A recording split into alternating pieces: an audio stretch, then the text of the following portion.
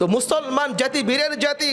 মুসলমান কখনো কারোর সামনে মাথা নত করে না, মুসলমান কখনো কারোর সামনে মাথা নত করতে পারে না, মুসলমান কখনো হীনমন্যতার পরিচয় দিতে পারে না। যদি মুসলমানের মতো মুসলমান হয়ে থাকি, আর যদি আমরা মুসলমান হয়ে থাকি, আমরা মুসলমান, আরে কাফের সাথে গেলাম, বলে ভাই আমি তোমার সাথে আসি, মুসলমানের সাথে গেলাম, ভাই তোমার সাথে আসি। আল্লাহ কোরআনে কি বলতেছেন?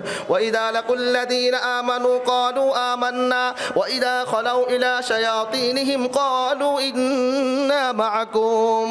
মুনাফিক মার্কা মুসলমানদের পরিচয় আল্লাহ পাক রব্বুল আলামিন বলতেছেন, এই মুনাফিকরা যখন মুসলমানদের সাথে যায় বলে আমান্না, আমরা তোমাদের উপর ঈমান এনেছি, আর যখন তারা তাদের শয়তানদের সাথে সাক্ষাৎ করতে যায়, বেঈমানদের সাথে সাক্ষাৎ করতে যায়, ক্বালু ইন্না মাআকুম। আর বেটা কি কস, আর তোর সাথেই তো আছি বেটা। মুসলমানদের সাথে তো গেছে একটু গাদ্দারি করার জন্য, তাদেরকে একটু টিটকারি করার জন্য, আমি তো মূলত তোমাদেরই বন্ধু। তো আমাদের সমাজে এখন এরকম চিত্র হয়ে গেছে, আমরা যেখানে যাই সেখানে বলি ভাই তোমার সাথে আসি, আরে ভাই তোমার সাথে আসি, কোনো ভয় নাই।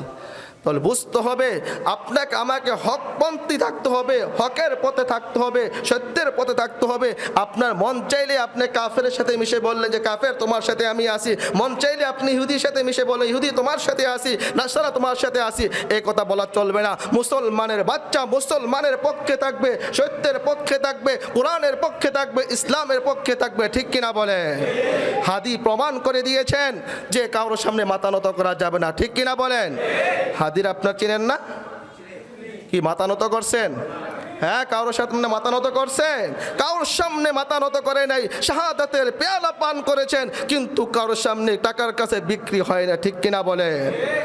একজন দেশপ্রেমিক লোক ছিলেন, একজন সরল মানুষ ছিলেন, একজন প্রকৃত মানুষ ছিলেন। তার আলোচনাগুলো শুনলে প্রায় সময় তিনি বলতেন যে আমি মারা যাব, আমার সন্তানগুলোকে তোমরা দেখাশোনা করে রাখবে, আমার সন্তানগুলোকে তোমরা দেখবে, আমার পরে আমার সন্তানরা হবে আমার স্থলাভিষিক্ত।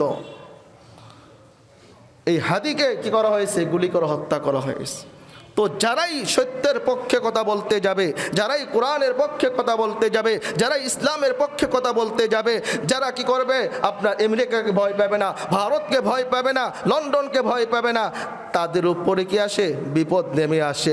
আর বিপদ আসবে, বিপদ আসলে কোনো কিনা সমস্যা নাই, বিপদ তো আসবেই, মুসলমান হচ্ছে বিপদ আসবেই।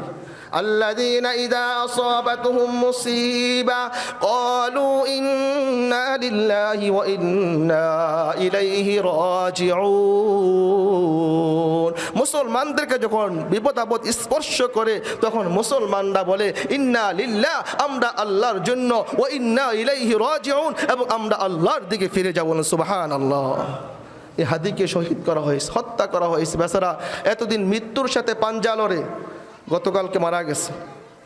মারা গেছে না, আমরা তাকে শহীদ বলবো। শহীদ কেন শহীদ? সে তো নিজে নিজে কি করে নাই, মারা যায় নাই।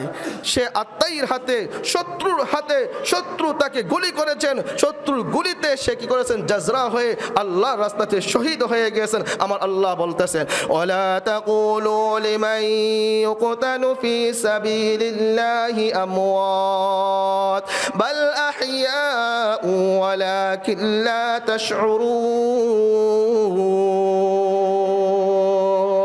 যদিও বাহ্যিকভাবে আপনারা দেখতেছি সে মৃত্যুবরণ করতেছে, সে দুনিয়া থেকে চলে যাচ্ছে, কিন্তু আমার আল্লাহ বলতেছেন বাল আহইয়া, সেই জীবিত, ওয়ালাকিন লা তাশউরুন, ও দুনিয়ার মানুষরা তোমরা টের পাচ্ছ না। অন্য আয়াতে আল্লাহ তাআলা বলতেছেন বাল আহইয়াউন ইনদা রাব্বিহিম ইরযাকুন, এই ব্যক্তি আল্লাহ তাআলার নিকটে জীবিত এবং আল্লাহ তাআলার পক্ষ থেকে সে রিজিক প্রাপ্ত। বলুন সুবহানাল্লাহ।